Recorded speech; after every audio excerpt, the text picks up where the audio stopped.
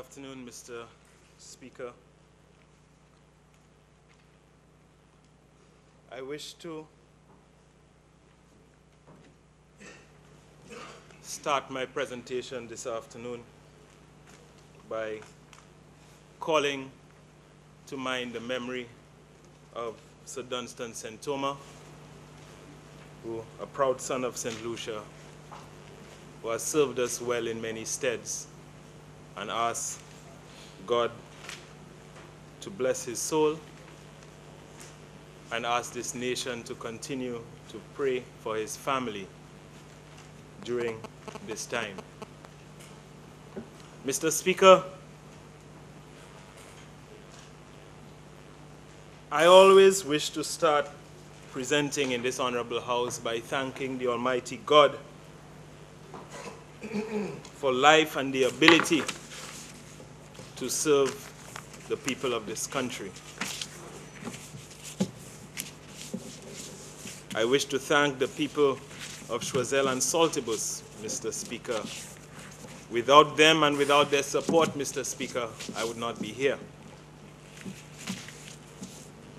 I wish always, Mr. Speaker, to say particular thanks to my family, the staff of my ministry, the agencies, Mr. Speaker, under my ministry, St. Lucia Tourist Board, Folk Research Center, and the Cultural Development Foundation, all of them for their support, and the Prime Minister and my fellow members of Cabinet, Mr. Speaker.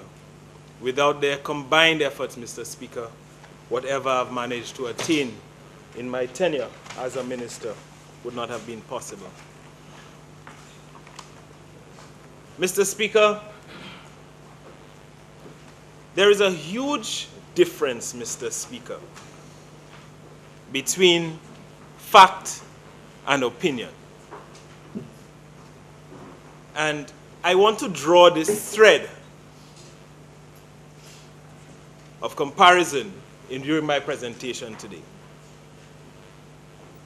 Mr. Speaker, whilst we can get many opinions about a variety of things, inclusive of the performance of the government, opinions as to the functioning of this government, Mr. Speaker, facts remain facts, which are true and unchangeable. Now, Mr. Speaker, I want to draw reference to a few facts. First, as a government in waiting, Mr. Speaker, as a government in waiting, we saw, and I draw reference to the Blueprint for Growth, which is a document of the House, Mr. Speaker. As a government in waiting, at page 5 of the Blueprint for Growth, it states, the economy of St. Lucia is facing its most severe and debilitating crisis since independence. The reasons are not hard to find. And after the general elections of 2006, the economy immediately started to contract after several years of solid growth. So before winning the general election, Mr. Speaker, we knew that the economic situation of this country was severe. We knew why it was severe. And we stated this in our policy document, the Blueprint for Growth. Also on page 5 of the Blueprint for Growth, Mr. Speaker, if I may be permitted, it states, unquestionably, our economy faces major challenges. Difficult decisions have to be made. Sacrifices would be required from all sectors. It is vital that we achieve consensus on the measures that need to be taken. For this reason, there must be deep appreciation of the fact that restoring the economy will necessarily involve the building of a social and economic partnership in which all stakeholders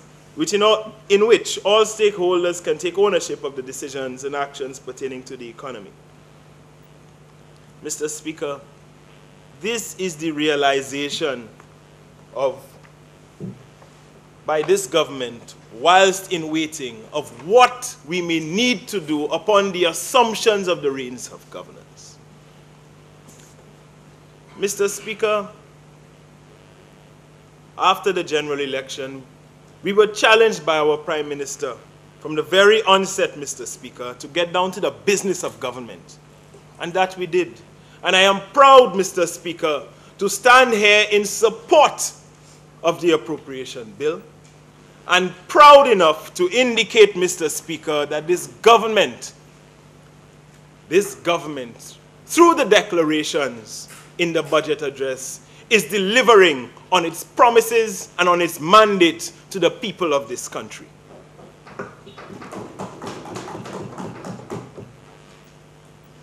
I'll give you more facts, Mr. Speaker. When we stood in this House last year, Mr. Speaker, there was a fiscal deficit of $213.5 million. And whilst, Mr. Speaker, you hear all sorts of clamoring in the wind and opinions spewed by some who have been rejected by the electorate, others, maybe the same people, who are dying to get back into this chamber, maybe at the sacrifice of one or two on the other side. And you hear all other opinions, Mr. Speaker, in fora where they ought not to be. Debate on matters which ought to have been debated within this House, Mr. Speaker, by persons with unique accents and others. The fact, Mr. Speaker, is that the deficit, Mr. Speaker, has been reduced to $138.8 million without an IMF program, Mr. Speaker. Without an IMF program. And without the benefit, Mr. Speaker, of some of the proposals which we made during the past budget to ensure that we control government spending, Mr. Speaker. Kudos to this government, Mr. Speaker. Kudos. Fact again, Mr. Speaker, in these harsh economic times, Mr. Speaker, very few governments can boast of the accomplishment of this government, Mr. Speaker, in moving the current account from a $0.7 million deficit, Mr. Speaker, to a surplus of $43.1 million without, once again, an IMF program, Mr. Speaker. I say, Mr. Speaker, at the risk of sounding repetitious, kudos to this government, Mr. Speaker. Eki Sam Kedinomics Katwavai.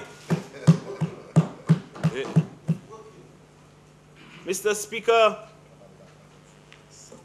when this government introduced the value-added tax, you had another set of clamoring on this side of the house. You the VAT like I trepe, you know.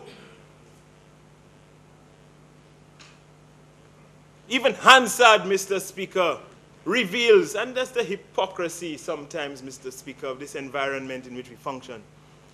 Whilst Hansard would reveal that it was the plan of the United Workers' Party when in government to introduce the value-added tax, they pretend like it is a creature of the St. Lucia Labour Party, designed to undermine and destroy the country. Anyway, we were bold enough to take the decision to introduce the value-added tax, Mr. Speaker, because it was necessary as a more effective means of collecting government revenue. Mr. Speaker, fact. Revenue from the value-added tax, Mr. Speaker, rose by 12.4% to $335.9 million, Mr. Speaker. An increase in the revenue collected from the value-added tax. I say again, Mr. Speaker, Isam Kenynomics Katwavai. Kenynomics again, working in the best interest of this country. Mr. Speaker, a key component in this revenue increase, Mr. Speaker, is stated is the revenue from the hotel sector. Now, Mr. Speaker, when the value-added tax was introduced, you know that a special rate of 8%, Mr. Speaker, was introduced because for the hotel sector because of the importance of tourism. We are happy for that. And we knew that there must have been value-added tax on this sector because of the deficiencies that were associated with the hotel accommodation tax which existed at the time. We knew all of the deficiencies as a poor method of collecting revenue from this sector. The announcement was made that this rate of 8% would move to 10%. And Mr. Speaker, when that came about, opinions all over the place. You should have heard them, Mr. Speaker, in their fancy accents. Oh my God, oh my God. You know, they're saying he's killing the goose that laid the golden egg. All sorts of stuff, Mr. Speaker. But in a moment, a brief moment, Mr. Speaker, you will realize that rather than kill the goose that laid the golden egg, that these days, Mr. Speaker, because better days have come for the hotel and the tourism sector, that the geese are singing a different song. In fact, Mr. Speaker, I think I better do it now. Opinion and fact, again, Mr. Speaker, versus fact. Mr. Speaker, opinion. I recall the Honorable Prime Minister, Mr. Speaker, when he declared his cabinet of ministers in 2001, appointing a fledgling minister. 2011, sorry. In December 2011. My apologies. And there was a symphony, Mr. Speaker, of criticisms, coming primarily from the former Minister of Tourism. Oh my God again, like Kenny Anthony's must be crazy, in appointing this minister. And Mr. Speaker, I sought guidance as a fledgling minister from the policies which are well laid down in the blueprint for growth.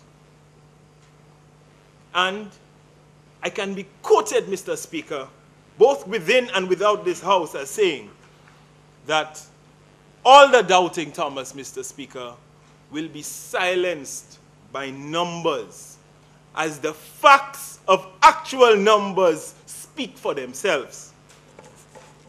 And they pretend, Mr. Speaker, in this day and age,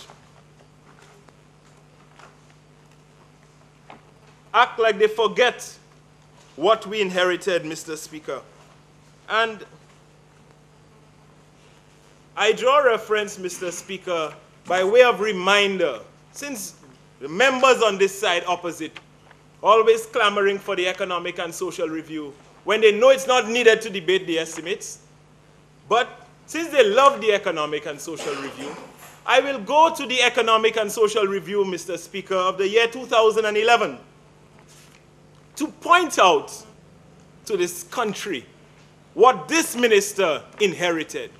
Not successes that could be built upon, Mr. Speaker, but at page 11, which deals with tourism of the Economic and Social Review for 2011, it indicates, Mr. Speaker, declines were recorded in both stayover and cruise subsectors, resulting in a 3.9% reduction in total visitor arrivals to 976,216 in 2011. Moreover, total visitor expenditure fell by more than the proportionate decline in arrivals as accommodation rates were discounted. This performance, they gave a reason, influenced by sluggish economies. But I inherited, Mr. Speaker, a declining sector. Declining sector.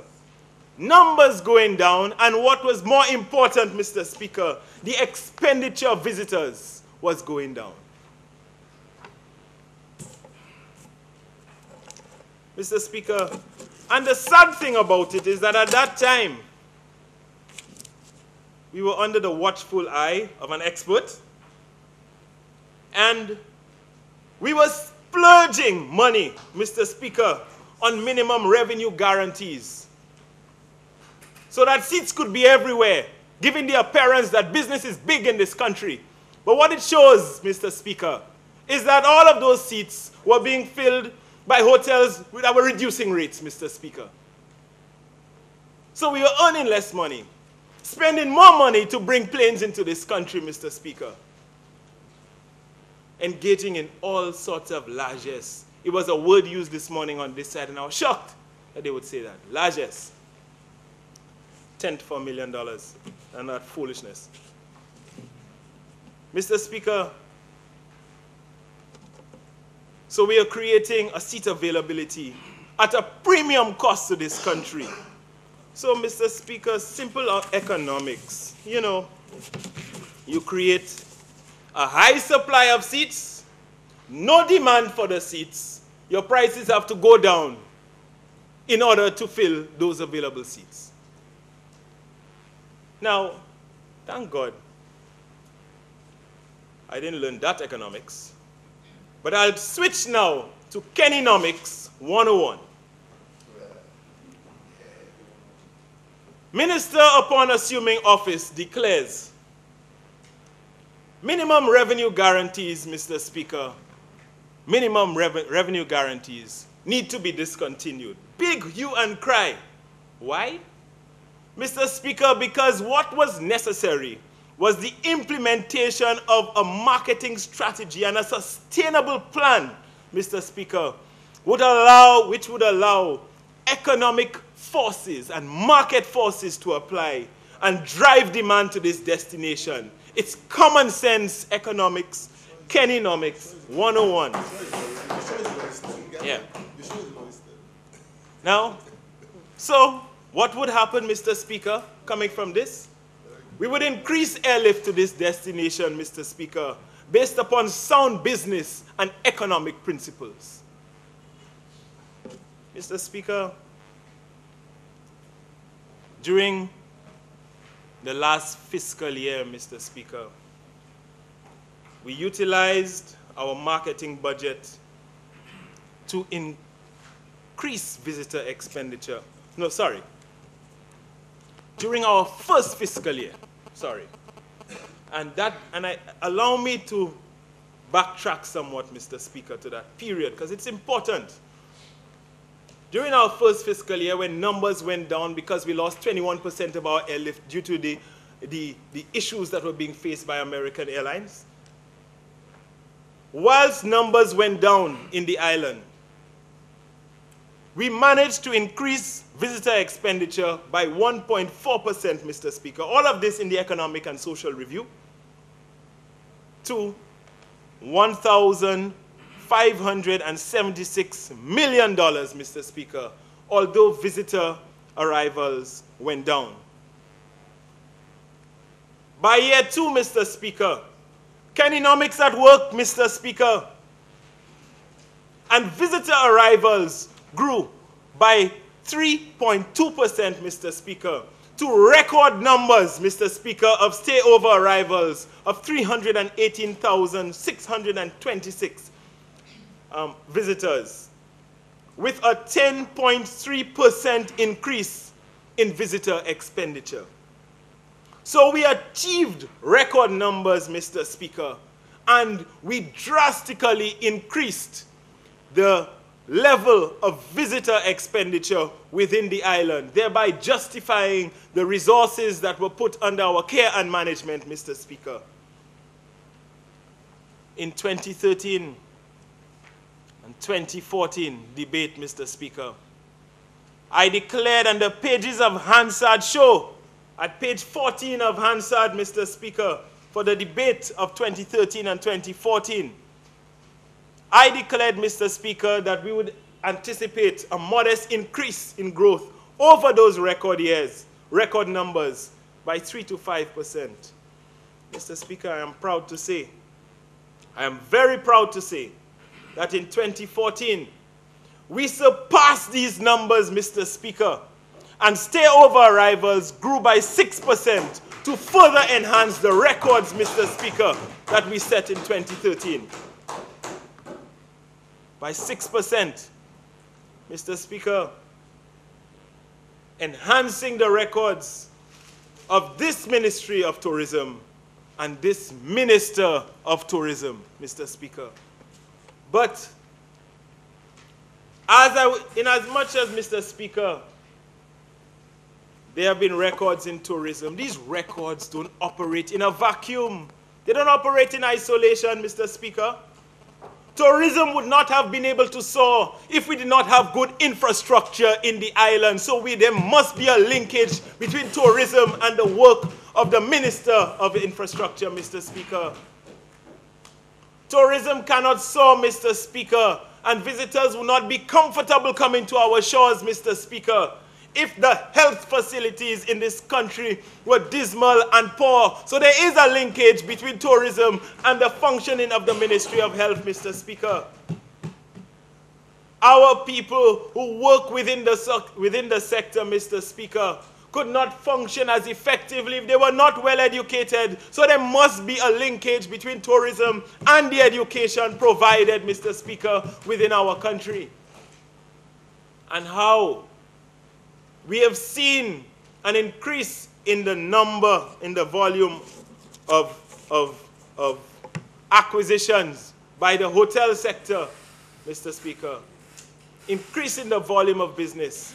So it means that our agriculturists are providing in a more meaningful way for this tourism sector. This is performing as well as it did. So that linkage still exists, Mr. Speaker, between tourism and agriculture, Mr. Speaker.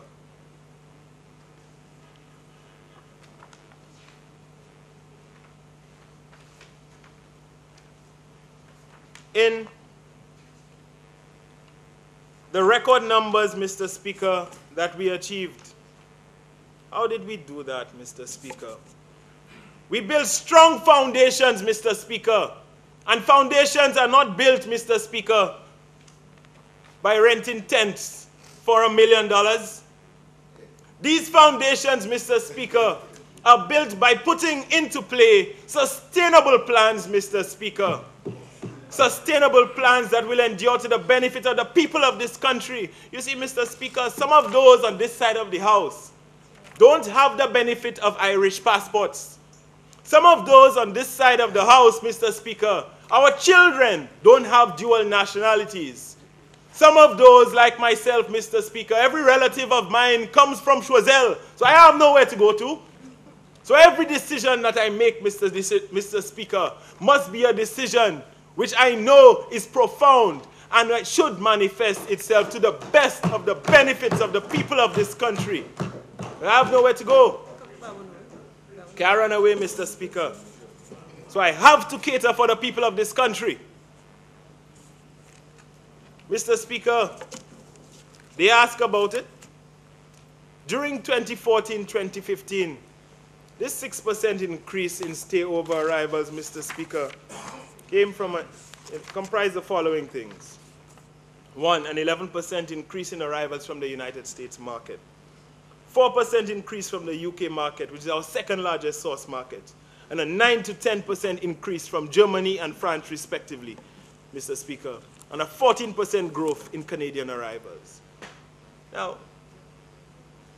these days, of late, Mr. Speaker, I hear, and it bothers me, when you hear former ministers come on the air and speak about the successes of this minister and the successes of those technocrats within the Ministry of Tourism and the St. Lucia Tourist Board, and attribute the successes of hard-working people to the weather. Yeah, the weather. It said it was the winter, a harsh winter. Mr. Speaker, nonsensical. So we had 36 months of winter, you trying to tell me? There must be 36 months of winter because there are 36 months of success. Thank God for the snow.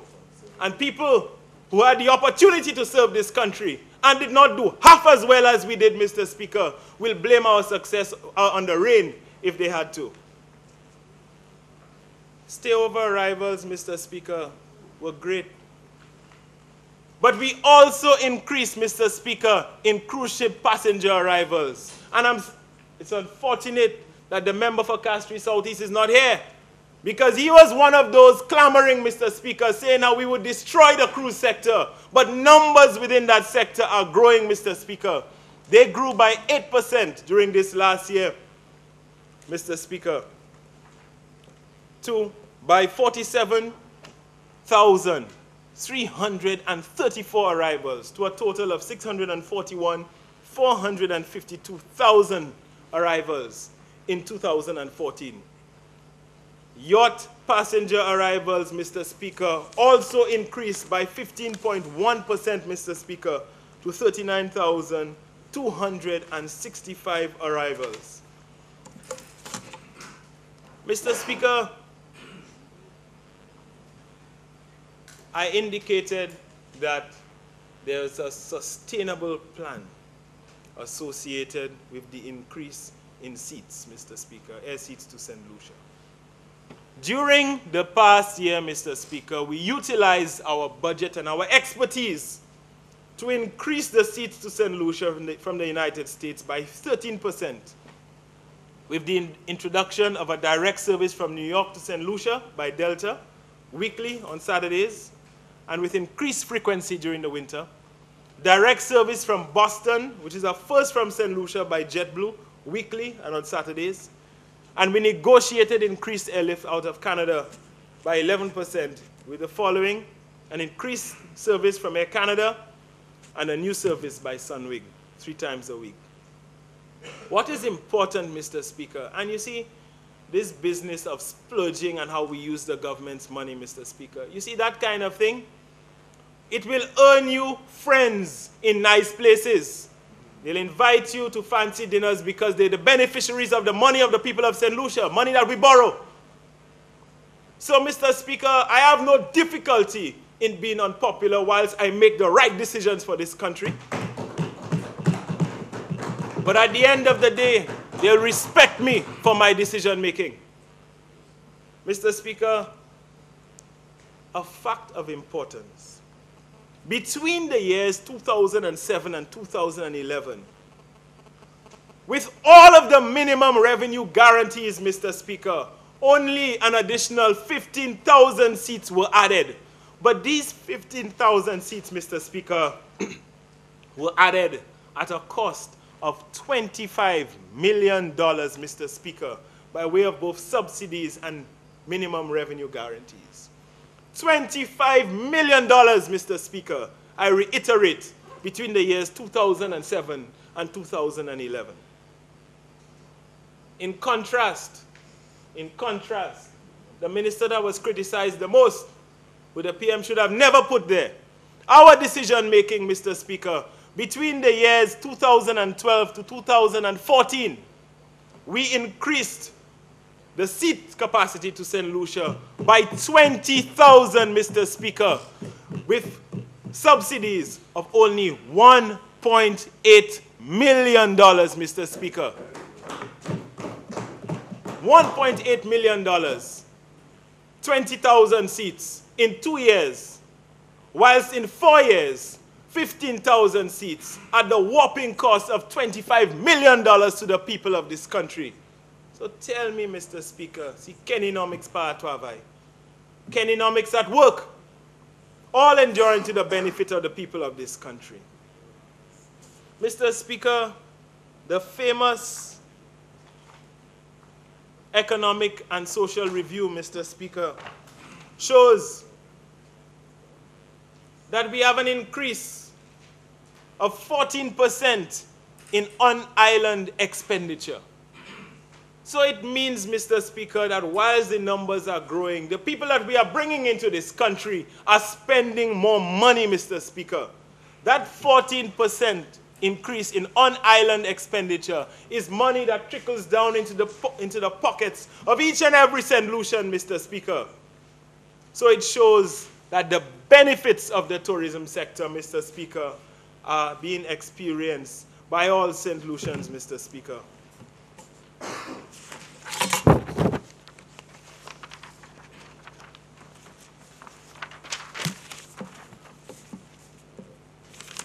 Mr. Speaker,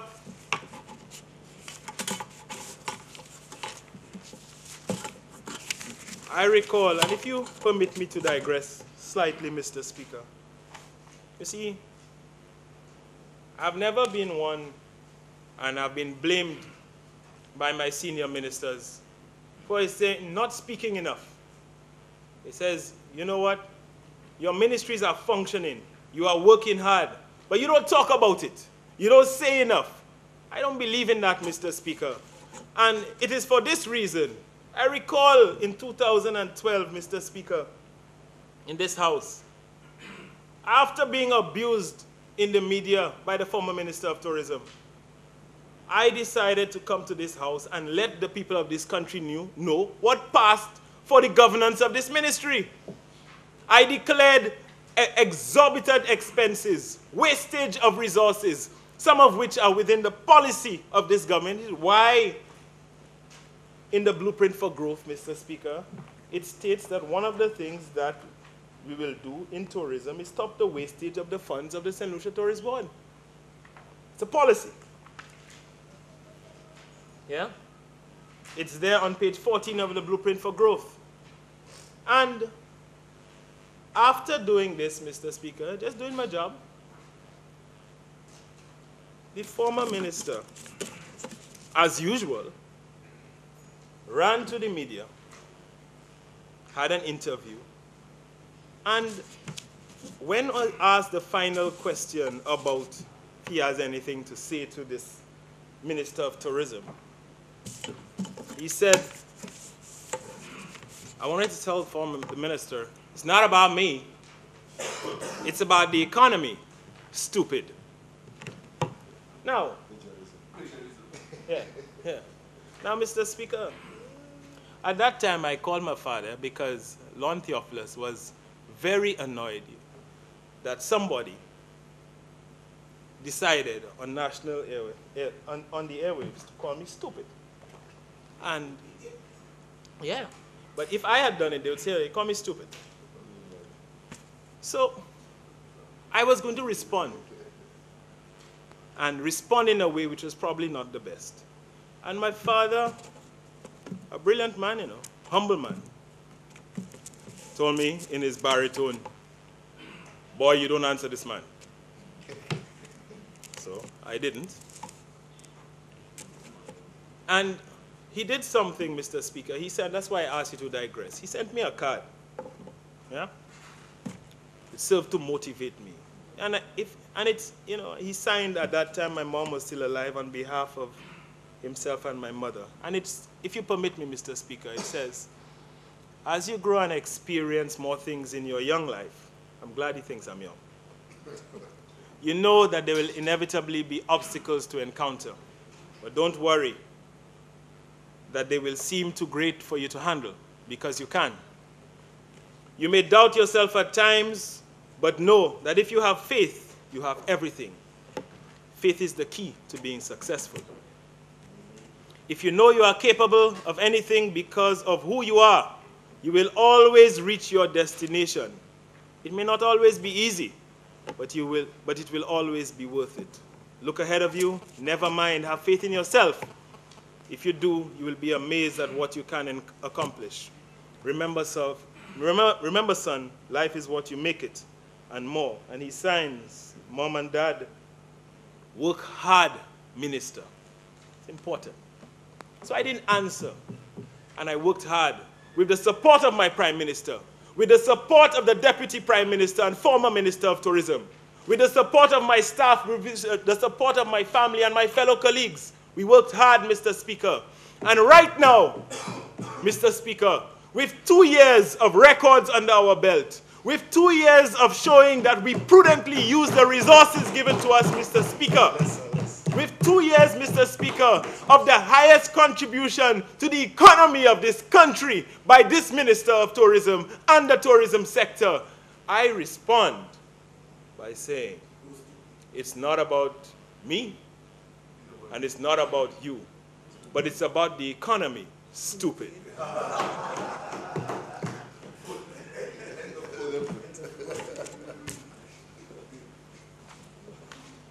Mr. Speaker,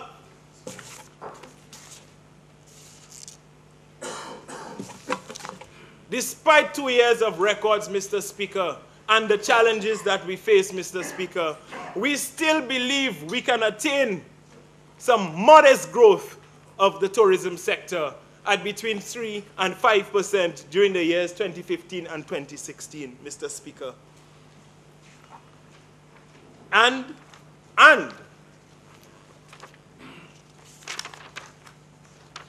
our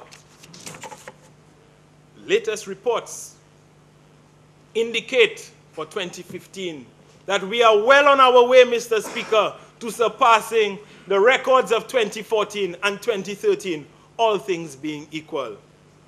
At this time, Mr. Speaker, records which end at March 2015.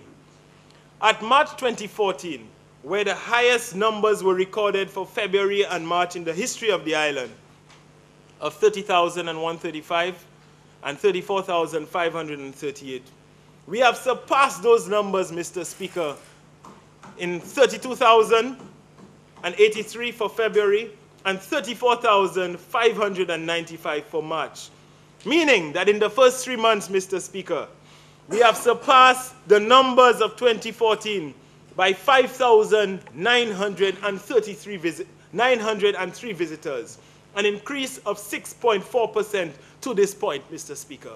So it means that we are well on track as a sector, Mr. Speaker, to outperform ourselves from 2014, Mr. Speaker. It shows that the sustainable plan and the collaborative effort of this government in delivering to the people of this country is actually working, Mr. Speaker.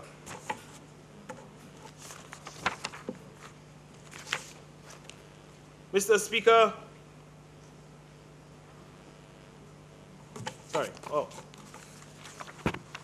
during 2015 and 2016, we intend to use the budget given to us, Mr. Speaker, to help increase arrivals to the island from our various source markets, Mr. Speaker, and increase those arrivals, as I indicated, by between 3 to 5%.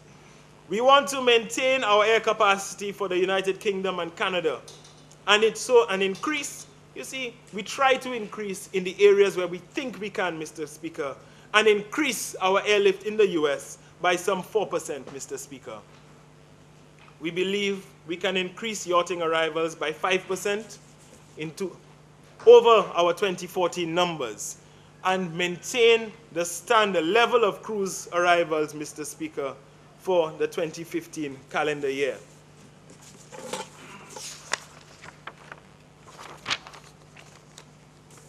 We have embarked, and last year, Mr. Speaker, we indicated, Mr. Speaker, that we would have embarked on various initiatives. And one of those that we launched was the Diaspora Marketing Initiative, whereby we would embrace persons within the diaspora, Mr. Speaker, and motivate them to market their island, Mr. Speaker, in the way that a number of agents have. This is something that we have launched, Mr. Speaker. The returns and the reviews on it are exceptionally good, Mr. Speaker, and we should see bigger and bolder things coming from this destination through that initiative. We intend, Mr. Speaker, to award and recognize our top-selling travel agents so as to motivate them to continue selling St. Lucia. Because whilst some of them, Mr. Speaker, and I heard a former board member, also someone rejected by the electorate, you know, who spewing that we're now building on the legacy of the former tourism minister. Fella that clears, a fella that is a broker, rejected by the electorate. You know, just merely repeating what the former minister said. You know, sound like a tag team. Like Ernie and Bert. You know? But we will continue our sustained approach, Mr. Speaker. We will continue, Mr. Speaker, and how dare I not bring this up earlier? Mr. Speaker, we just finished the Jazz and Arts Festival. And what a Jazz and Arts Festival it was. Whilst, and some of those on this side, if they are honest, They will say to the people of this country that a political leader would like to see the end of that festival. The festival that we have transformed, not from mere a jazz festival, but jazz and arts, so as, Mr. Speaker, to highlight the artistic component, the artistic integrity of the people of St. Lucia, Mr. Speaker, so that the world could see and appreciate. This year, Mr. Speaker, Jazz and Arts Festival, for the first time, produced by a local person. An opportunity that never came before. This year, Mr. Speaker, on the stage, we saw the likes of Mishak Nestor from Choiseul doing his country and his people proud, Mr. Speaker, by virtue of his presentation. Opportunities that did not exist before. Kudos to the government of St. Lucia through this minister for giving those opportunities to the people of this country. We saw once again, Mr. Speaker, record numbers, huge numbers at the opening of the Jazz and Arts Festival in Masha. I'll get in there. We've seen the growth, Mr. Speaker, through the Jazz and Arts Festival of activities that were formerly fringe events in Soufrière, activities in Moshi, and more, Mr. Speaker. So it means, Mr. Speaker, Granville is coming this weekend. I know. Yes. Yeah, jazz is still going on. Sister Emma Parkite Pierce. Yes?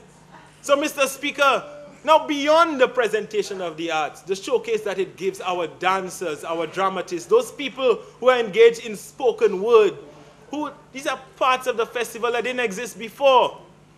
Beyond that, Mr. Speaker, it enables many people, Mr. Speaker, to earn a daily bread. Creation of jobs, which is important to this country. A mantra of this part of this side of the political divide. The people of Masha, Mr. Speaker, the day after jazz, I challenge you to get a beer in Masha. Yeah. The numbers that showed up in Soufrière, they say food and drinks ran out. It means that the business of this country, Mr. Speaker, is advancing through the Jazz and Arts Festival. Thank you to the St. Lucia Labour Party. Thank you to the government of St. Lucia for the continuation and the enhancement of this program. And we'll continue to do it, Mr. Speaker. Yeah, the sound production and the sound was local. So, Mr. Speaker, we will utilize the resources which were given to us this year, albeit slightly lower. But we have been challenged, Mr. Speaker, in these hard economic times to do more with less. And we will continue to deliver, Mr. Speaker, as indicated, for the benefit of the people of this country. Mr. Speaker,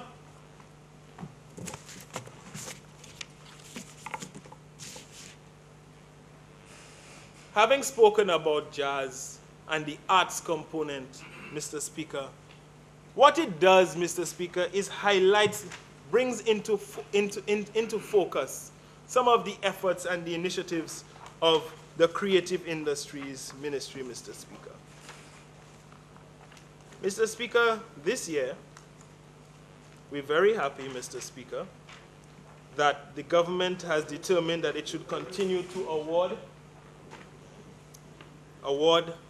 the sum of $1 million for the development of the creative industries, which we will put to very good use, Mr. Speaker, as we had in the past.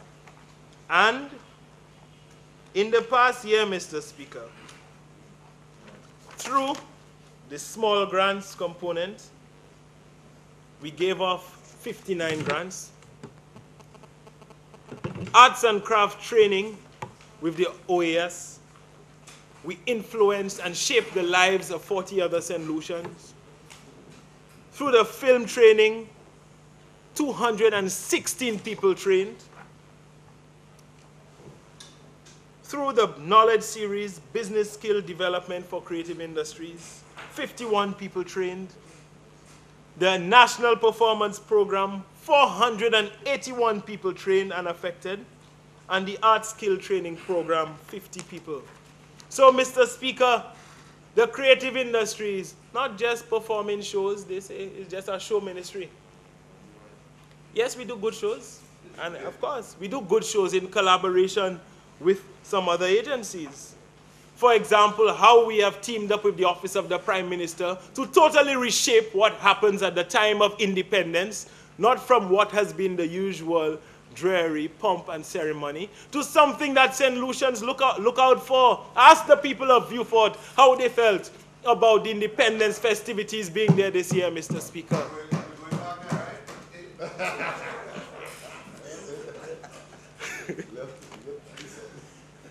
So, Mr. Speaker, and the creative industries, Mr. Speaker, I just said Beaufort, sir, not Grosley, sir. Yeah? So, if Este was not for one and for all, maybe we would have gone to Denry North, Denry South. Huh? Now, Mr. Speaker, there are a number of other programs, Mr. Speaker, which we will continue. And we have worked along with the F Folk Research Center, Mr. Speaker, for the sake of enhancing the Jeunesse Creole activities. And this year, and you heard the Prime Minister indicate, Mr. Speaker, that this year, $200,000 is going towards the establishment of the Festivals Commission. And, Mr. Speaker, this year we anticipate that the Festivals Commission will get its first baptism by dealing with the Jeunesse Creole activities, Mr. Speaker, which we hope will be bigger and better and gives us an opportunity to highlight the cultural aspect of St. Lucia. Honourable Member, you have 15 minutes remaining. Most definitely, sir. We've worked along with the Mercury Beach, Carnival, Bloche, Heritas Indian Heritage Festival, and Youth Fest 2014, Mr. Speaker. All in an attempt, Mr. Speaker, to highlight and showcase the talent of this country. Mr. Speaker, with 15 minutes left to go, you've left me with no choice, Mr. Speaker, but to turn to my beloved Choiseul Saltibus, Mr. Speaker. One would have thought, Mr. Speaker, and we know the side from which these comments are being made, asking about the minister who they know. They know, as part of my job as Minister of Tourism, it entails a significant amount of travel. Pardon? No, I'm the least traveled Minister of Tourism. Least traveled. But even as the least traveled Minister of Tourism, I get the job done. Because our Prime Minister indicates that you travel where necessary. You don't travel to Dubai for breakfast. And my phone bill is low. People travel to Dubai. Yeah, they do. Yeah, they do. Daddy should watch what he does with their phone, you know? You see, Mr. Speaker, with all the clamoring, you would have felt that nothing was being done in Choiseul. Nothing. Mr. Speaker, in this year alone, the investment in the infrastructure of Choiseul, Mr. Speaker, supersedes in value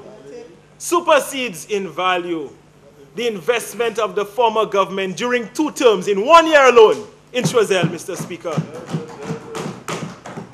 This government assured the people of Choiseul, Mr. Speaker, who could not benefit from tourism, people, Mr. Speaker, who did not have the benefit of basic amenities because the infrastructure was not in place. Their roads were bad. So, Mr. Speaker, this year, millions of dollars gone into the roads in Montjacques, roads in Daba, roads in Fiat, roads in Balka, Mr. Speaker.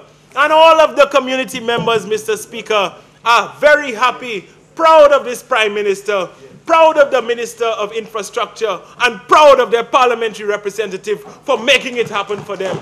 Better days for them, Mr. Speaker. Yeah, the Park Estate Bridge next week. Oh, beautiful. We told them that the designs were done and the contract would be given. That's excellent. Mr. Speaker, under the CDP, we have continued the work, Mr. Speaker, within the constituency. Work on roads in PI. Work, Mr. Speaker, in the Esperance area. You know, people who are accustomed to living in nice places and having roads paved up to their house don't know how it feels, Mr. Speaker, to walk in mud. Don't know how it feels when an ambulance cannot take you, Mr. Speaker, from your doorstep to the hospital if you are sick. Don't know how it feels, Mr. Speaker, when buses have to drop you far and you have to walk through muddy terrain to get to your homes. That's what some of my constituents had to face. Thanks to this government, Mr. Speaker, we alleviated this problem, Mr. Speaker. And we are very happy of this government's commitment. And better yet, Mr. Speaker, the Prime Minister has declared that it is not coming to an end yet. Because we will remedy, Mr. Speaker, the problem at Park Estate, which is an excellent road, which was undertaken eons ago. We've done the drainage now, and Mr. Speaker, that road will be completed. All for the benefit of the people of Choiseul, Mr. Speaker. Thank you to this government. Thank you to the Minister of Infrastructure. In the area of sports, Mr. Speaker, we will continue during this financial year, Mr. Speaker, the work done at PI, the PI field. We will do the work, Mr. Speaker, on the Mongoose Court, Mr. Speaker. We will also commence, Mr. Speaker, during this financial year, the work on the Lafargue playing field, Mr. Speaker, where drainage was commenced under the Constituency Development Program, so that the sportsmen and athletes within Choiseul, Mr. Speaker, can again sing the praises of the Minister of Sports, of the Minister of Finance, and this government, Mr. Speaker, for our investment in them. You have heard the Minister of Education, Mr. Speaker, highlight what is going to happen this year, Mr. Speaker, at the reunion at the Choiseul Secondary School and at the Reunion Primary School, Mr. Speaker, because these schools were schools in dire need of repair. We have heard the cries of the people of Choiseul. As far back as a year ago, Mr. Speaker, in a town hall meeting, they cried loudly. We listened to them. And we are ensuring that it happens during this financial year so that these schools can be repaired, Mr. Speaker. In the area of agriculture, the Minister of Agriculture barely mentioned the fact that under the YEP program that greenhouses were placed in the River Dore area. But more has been done for the agriculturists in Choiseul. And he has given his commitment, Mr. Speaker, that one of the problems that has plagued the people of Choiseul, the fishermen in Choiseul for such a long time, that, Mr. Speaker, that problem, Mr. Speaker, of the Daito, which silts up in days, Mr. Speaker, and creates such a burden and a problem for the fishermen of Choiseul, that this problem will be alleviated, albeit temporarily, by a jetty which is going to be put in place in Choiseul for their use, Mr. Speaker. And this jetty has a dual use. It will not be just there for the fishermen. This minister, with the support of the government of St. Lucia, has bigger plans. You see, we've been doing the cultural mapping and everything else, laying the foundation, Mr. Speaker, in Choiseul for the development of the tourism sector in Choiseul. This year, under the CDP, Mr. Speaker, we will complete the beach facility. It had its issues, which is why it did not get off the ground. But this year, this beach facility, Mr. Speaker, will be completed. And when it is complemented by the jetty, it is going to be a perfect docking area, Mr. Speaker, for all of those who wish to come to Choiseul, Mr. Speaker, enjoy its beauty, natural beauty. Enjoy the creativity of the people of Choiseul and the hospitality of the people of Choiseul, and increase the scope for business within my constituency, Mr. Speaker. Mr. Speaker, on community centers, this year we completed and refurbished the Daba Community Center and finally opened the Mogouge Community Center, well equipped. We're still waiting for it to become a hotspot, which has been promised by the minister. And this year, Mr. Speaker, there will be work done on the PI and Roblo community centers, Mr. Speaker, so as to deliver centers where the children of these communities can congregate, not just meddle with the older generation, but areas where they can study, areas where they can enhance their skill and knowledge, Mr. Speaker, and thus become more vital contributors to this country, Mr. Speaker. So this year, Mr. Speaker, is an exciting year for the people of Choiseul and Saltibus. And you would think that whilst all this is going on, Mr. Speaker, that there wasn't additional work. This government, which is truly committed, Mr. Speaker, to its social programs, has ensured that whilst it is catering for all these people, Mr. Speaker, that the social programs continue, because this government has a sound social consciousness. And what we will do? I applaud the continuation of STEP, Mr. Speaker, which employs some 1,300 people annually. I applaud, Mr. Speaker, the continuation of the NICE program. And I wished we could film that lady, Mr. Speaker, in Gayabwa. I remember going there. What did she say? What did she say when I told her, you know, lady, you know, if they stop these social programs, they remove that lady there from your home care? She said, Monsieur, c'est mon pani mama. Yeah? Honourable Member, you have 5 minutes remaining. Mr. Speaker. So we will continue that program, Mr. Speaker, because it is important that we take care of the elderly. So those who want to become, Mr. Speaker, and debate about the importance of these programs to the country and why this government sees it necessary to continue, despite the fiscal challenges. Debate that. When we talk about the performance of this country, Mr. Speaker, applaud this Prime Minister and applaud this government for taking the tough decisions, Mr. Speaker, because these decisions are necessary, Mr. Speaker, for this country to move out of the quagmire that it was. When they want to debate facts, debate, Mr. Speaker, after so long. And you know, I think they should apologize to me. Rude. Yeah. All the talk they gave me, Mr. Speaker, they're quick to blame you when they think that your sectors are not going to perform well. And when you perform well, they don't say anything good about you. They should have. The former Minister of Tourism. That's human beings. Castries Southeast. You know. That's human beings. By the way, under Creative Industries, I hope the member for Miku North says thank you for the facility that the Ministry of Creative did. I know she doesn't have a habit of saying thanks. So I'm just reminding her that before she completes, she needs to say thanks for that. Because again, it was done under this government. Yes? For the benefit of people in her constituency. All of us are St. Lucian. Yeah. We are all St. Lucians. Red, white, green, or these days, orange. Oh, that's a new color? Mr. Speaker, I want to end, Mr. Speaker, by thanking you for how you preside over this honorable house, Mr. Speaker, and ensuring that it remains an honorable house. I want to thank my colleagues once again, Mr. Speaker, because sometimes this job can be difficult, and you need to lean on the support of your colleagues, Mr. Speaker, at times when the challenges confront you. But, Mr. Speaker, we have shown that the confidence that the Prime Minister has vested in this minister and his other ministers of government, Mr. Speaker, has and continues to endure to the benefit of the people of this country. I continue to pledge, Mr. Speaker, to work in the interest of the people of this country, Mr. Speaker, consistent with the policies that are laid down in no better document than the Blueprint for Growth.